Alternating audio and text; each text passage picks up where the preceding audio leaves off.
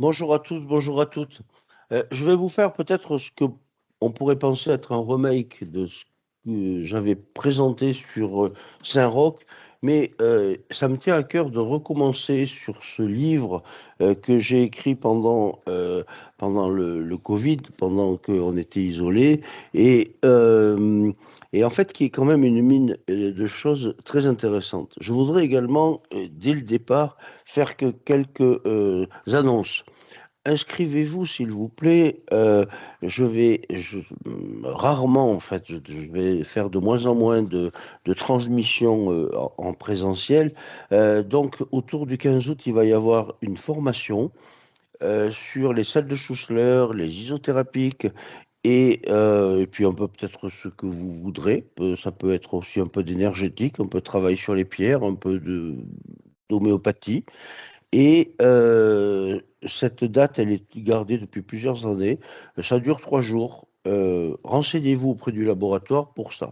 Ma deuxième annonce, elle est le, le fait qu'au Puy-en-Velay, on a repris notre ancien laboratoire et que 27 boulevard Saint-Louis, le site qui maintenant s'appelle Saint-Roch, et vous comprendrez à la fin pourquoi on l'appelait Saint-Roch, euh, fonctionne.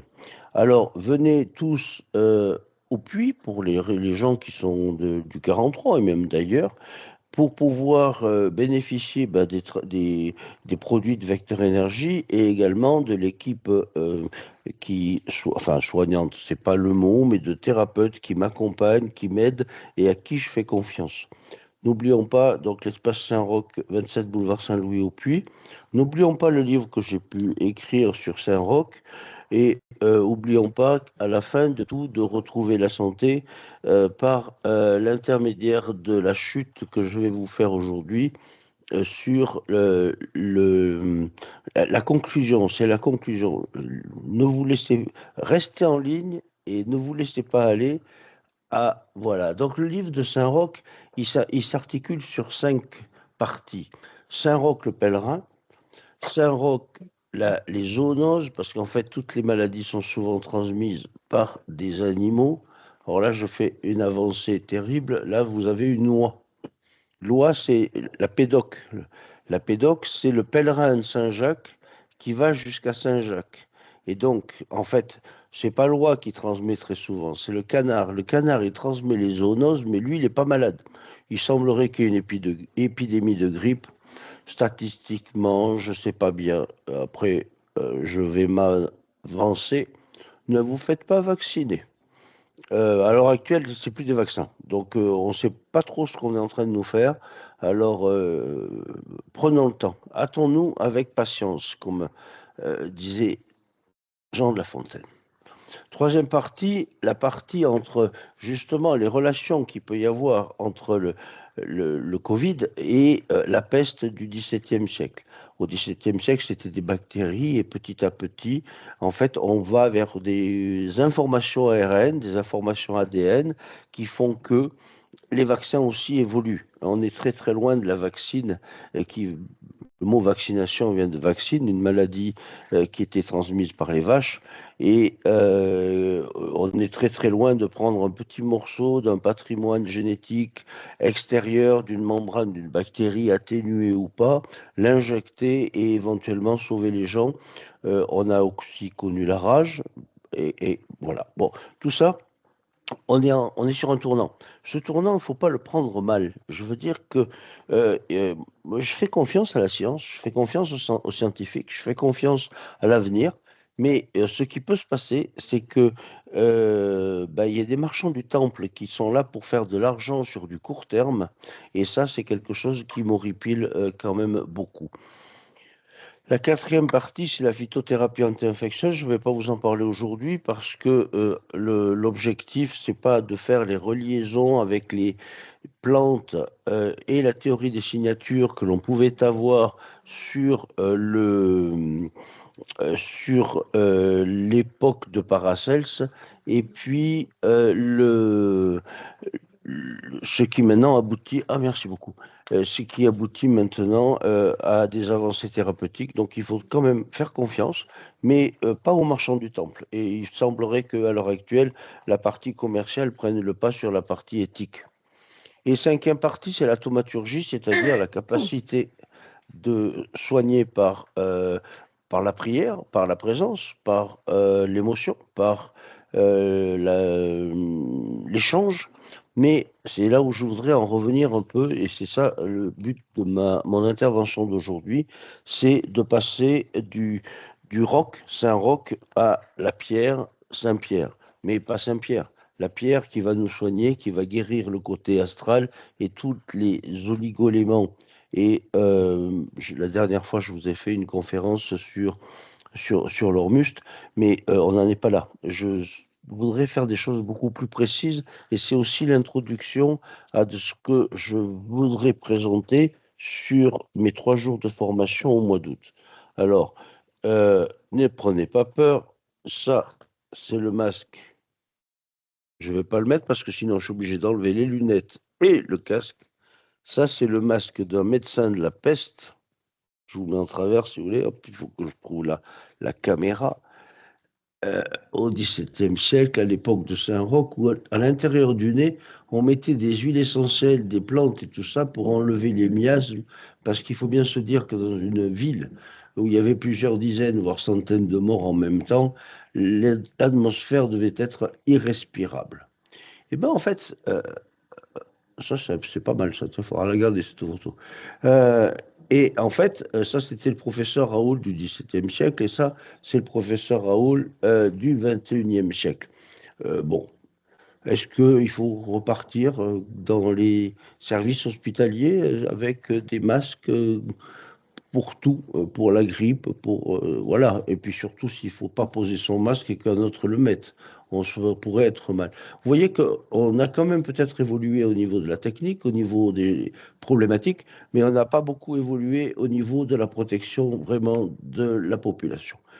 Euh, Ceci étant dit, aujourd'hui, je ne suis pas sorti masqué. Vous pourrez reconnaître me redonner cette chose.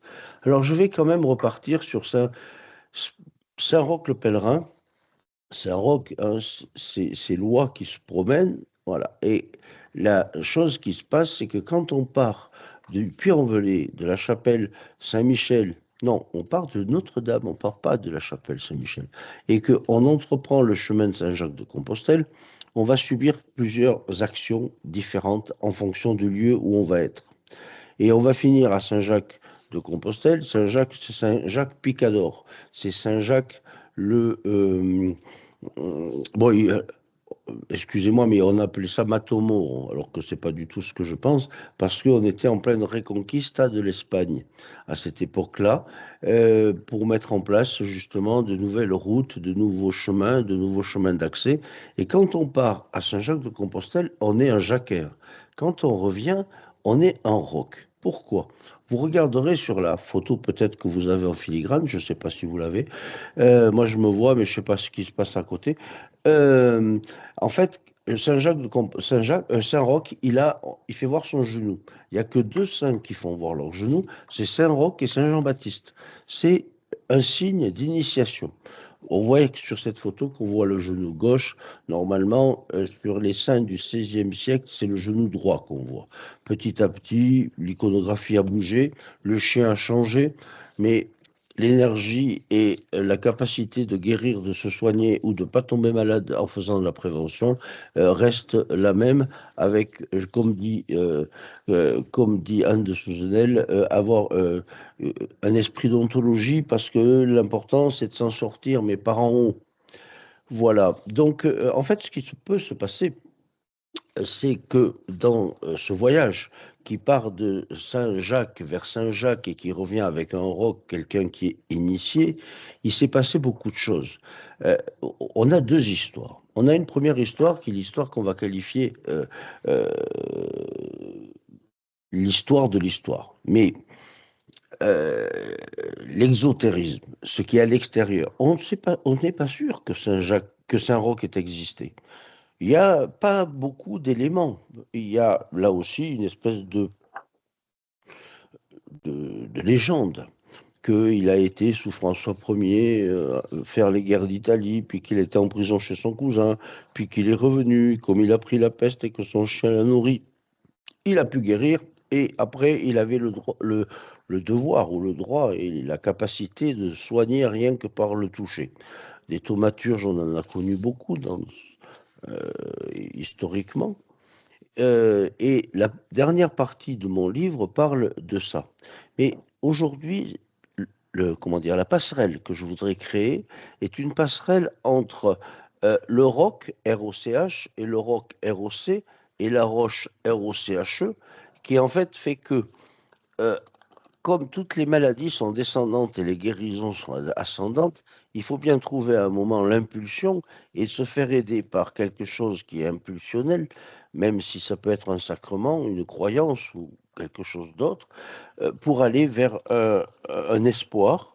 Et revenir en arrière, en fait, comme je suis en train de vous l'expliquer, on n'est pas sûr que Saint-Roch ait vraiment existé. Par contre, nous étions sur la dernière campagne d'évangélisation de l'Occident, après le grand schisme Occident-Orient qui était lié aux moines irlandais qui avaient pris le dessus parce qu'il y avait les Vikings, parce que la tradition gallo-romaine s'était affaiblie et que le côté orthodoxe était allé jusqu'à Constantinople, l'orthodoxie était restée ce que c'était avant. Mais en France, en Gaule, c'était plus la Gaule d'ailleurs, il y a eu une évolution importante sur la façon de vivre sa foi et aussi une évolution importante de la façon de l'évangélisation et la lutte contre le paganisme. Paganus, en latin, ça veut dire le paysan. C'est celui qui croit des choses que, bon, on ne sait pas bien, mais il n'est pas lettré, c'est un paganus. Alors, dans la première campagne d'évangélisation, bon, après Saint-Honoré de Lyon, bien sûr, euh, il y a eu Saint-Martin, mais pas le premier Saint-Martin, celui qui, avec son cheval, a coupé son manteau en deux pour donner à quelqu'un qui souffrait sur le bord de la route. L'autre, Saint-Martin. Saint-Martin de Tours. Et lui, il a commencé à détruire tout ce qui était les sources, tout ce qui était... les gens croyaient à des pierres, à des arbres et tout ça. Ça a été une première campagne d'évangélisation.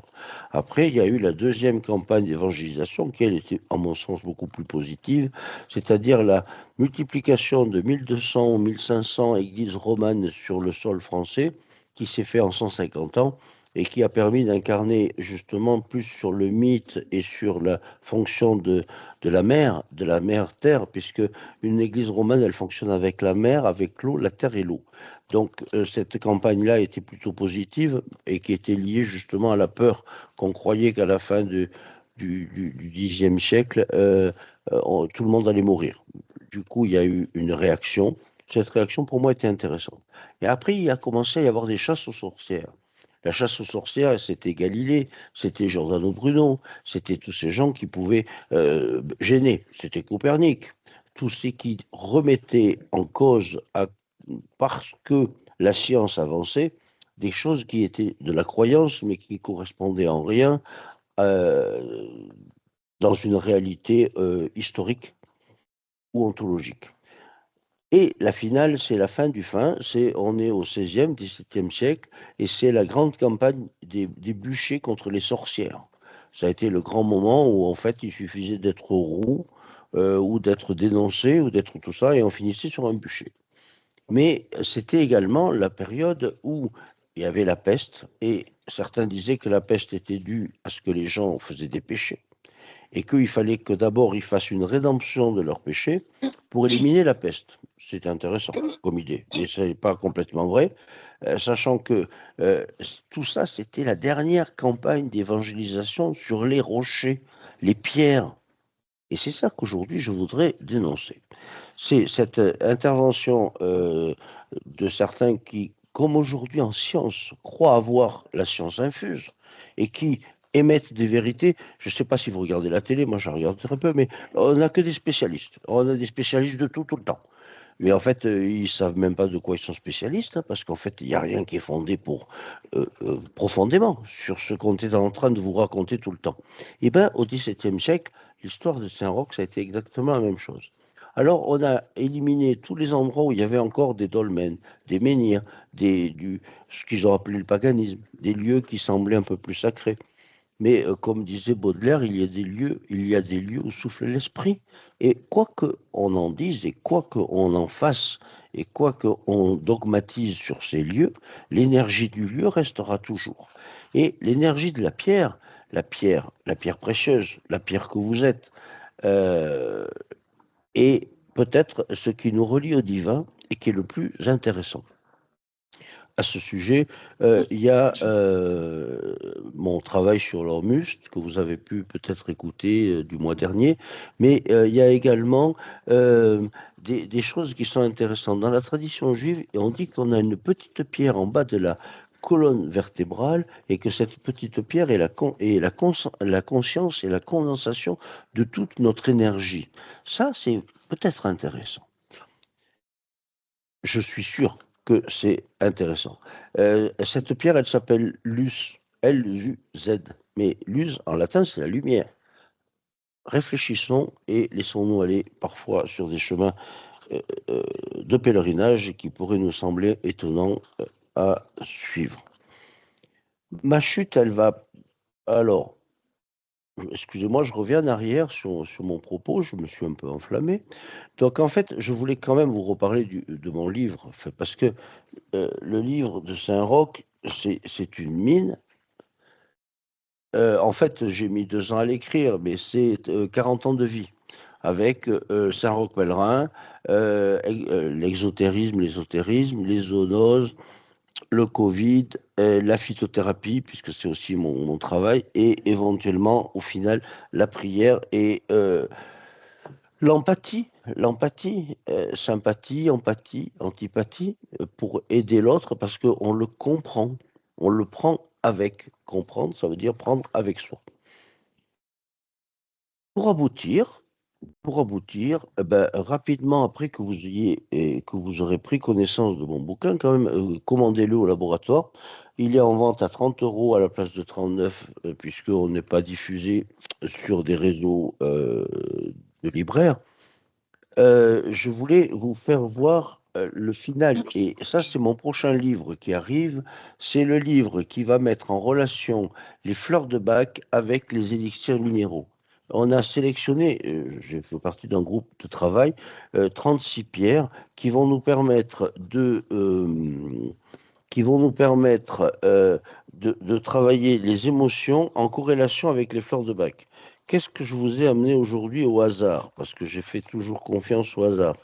Il y a une corrélation entre le hêtre et la magnétite. Le hêtre, la plante, l'arbre qui fait qu'on est. Je suis dont je pense, mais ça, c'est pas sûr. Je pense dont je suis, ça, c'est encore pire. Mais avec la magnétite, parce que le hêtre, il est en relation avec le sol, avec tout ce qui est magnétisme, et ce côté d'action d'une fleur de bac qui va gérer l'émotion le matin et d'un élixir minéral qui va permettre au corps astral de se guérir en montant la problématique, parce que autant quand on est malade, je parle de graves maladies, pas d'un virus qui passe, autant quand on est malade, la maladie elle est descendante, c'est-à-dire qu'elle s'incarne dans le corps, autant tant qu'on ne va pas remonter à la source de pourquoi on a été malade, eh ben on ne guérit pas pour de vrai. Hein, cette société dans laquelle nous vivons est une société quand même qui est culpabilisante et qui nous voudrait nous empêcher de guérir. Mais si on est capable de se rendre malade, je pense qu'on est capable également de se guérir. Pas tout seul. Prenons des pierres, prenons des prières, prenons des gens, des psychologues, faisons-nous accompagner sur le chemin jusqu'à Saint-Jacques-de-Compostelle et surtout, il faut en revenir. Il y a la marche vers Compostelle et il y a la démarche pour revenir de Compostelle. On n'est pas le même quand on revient. Parce que quand on revient au Puy-en-Velay, on est parti de la cathédrale et on revient à Saint-Michel, à Saint-Michel d'Aiguille. Donc on est parti de l'eau et de la terre de la cathédrale du Puy et on va vers l'air et le feu de Saint-Michel d'Aiguille. Et on a droit à ce moment-là, en tant que pèlerin, de monter jusqu'en haut.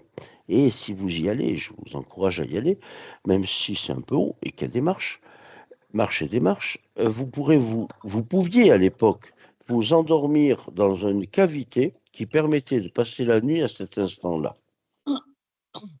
Voilà, donc en fait, vous voyez, là, il y a la vigne et la rhodochrosite avec... Non, emmène tout là-bas. Avec, voilà, j'ai oublié de couper mon téléphone, mais bon, des fois, il ne faut pas couper toutes ces antennes. Donc la vigne et la rhodochrosite, la vigne c'est la vitalité. La rhodochrosite elle est rouge, elle est rose, et ça c'est la vitalité. Vous allez avoir comment dire une cohérence entre cette vigne qui va vous incarner. Parce que la vigne, bon, avec tout le symbolisme du raisin, de la vigne et du vin, de changer l'eau en vin, et de cette capacité à rentrer en soi-même pour pouvoir presque renaître quand on part et qu'on est un jacquaire, on est presque un pèlerin. Souvent, les gens y allaient par contrainte parce qu'ils avaient fait des bêtises. Et quand ils revenaient, soi-disant, leur péché était lavé. Mais ça, c'est sûr. Et changer l'eau en vin, c'est quand même pas mal, hein. Donc, l'échange entre la vigne et la rhodochrosite peut être intéressant. Après, je vous ai trouvé quelque chose. Alors, ce qui est étonnant dans les fleurs de bac, vous avez l'eau de roche. L'eau de roche, c'est déjà de la silice. Et ben en fait, il peut y avoir, et ça a une action profonde, hein, tout ce qui est silice, pour moi, c'est un support, c'est une antenne, c'est une mémoire. La silice, c'est la mémoire. Et ben en fait, si vous prenez une silice qui a été sublimée, que vous avez un saphir étoilé ou pas étoilé, mais saphir étoilé, c'est quand même pas mal, ça va vous permettre de désincarner, et je pèse mes mots, désincarner votre maladie pour que que votre esprit soigne votre corps. J'ai été un peu rapide, comme d'habitude. Je peux répondre aux questions comme d'habitude.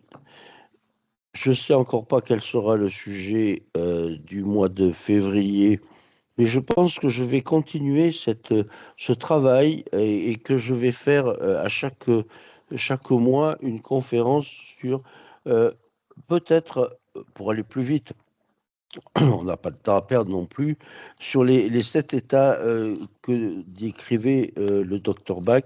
Et là, vous voyez que ce n'est pas par hasard, j'ai pris 4 flacons qui contiennent fleurs de bac et élixirs minéraux de couleur verte qui correspondent à un état émotionnel euh, du docteur Bach et qui sont sur les sensations de soucis excessifs du bien-être d'autrui. Donc, prenez soin de vous. Prenez pas tout le mal-être des autres en restant quand même dans le souci du bien-être d'autrui. Merci à tous de m'avoir écouté. Cette conférence, bien entendu, sera reprise sur YouTube d'ici une quinzaine de jours. Et je vous remercie parce que le nombre d'écoutes, je ne sais pas comment on dit, de branchements augmente tous les mois. Alors, c'est pas par ego, hein, c'est juste parce que je pense avoir des choses à transmettre et que je fais ça à ma façon et le mieux possible. J'avais pas prévu du tout de faire comme je vous fais, parce qu'en fait, j'avais prévu de vous passer le livre avec toutes les diapos qui existent dans ce livre. Ça, c'est un Saint-Roch que j'ai, École de Mende. C'est un vitrail, il est chez moi. Et ça, c'est toute ma collection et tous mes pèlerinages. Mais en fait, j'étais pas là aujourd'hui pour vous parler de ça. J'étais aujourd'hui, je ne sais pas comment faire pour la droite, c'est pas grave. J'étais là aujourd'hui pas pour vous présenter ma collection de Saint-Roch que toute ma vie j'ai accumulé, enfin sans jeu de mots, mais mauvais.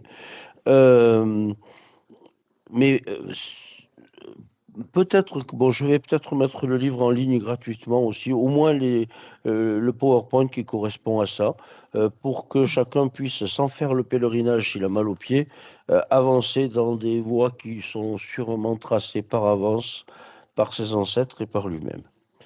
Voilà, j'étais un peu rapide, mais ça va. Et je vais vous promet que d'ici 6 mois, il y aura le livre sur les élixirs floraux, élixirs minéraux, qui va sortir. J'y travaille énormément. C'est très long l'écriture, beaucoup plus que de parler. D'ailleurs, le Christ n'a jamais rien écrit, Steiner pas grand-chose. Et ceux qui parfois ont écrit ont été tellement confus qu'on ne comprend rien à ce qu'ils racontent. Merci encore. Super. Après, vous pouvez toujours m'interroger par mail, hein, jpbonardel@yahoo.fr, euh, par téléphone, SMS, s'il vous plaît, parce que sinon, des fois, ça devient chronophage. 06 81 47 40 55. Et j'essaye de répondre à toutes les questions.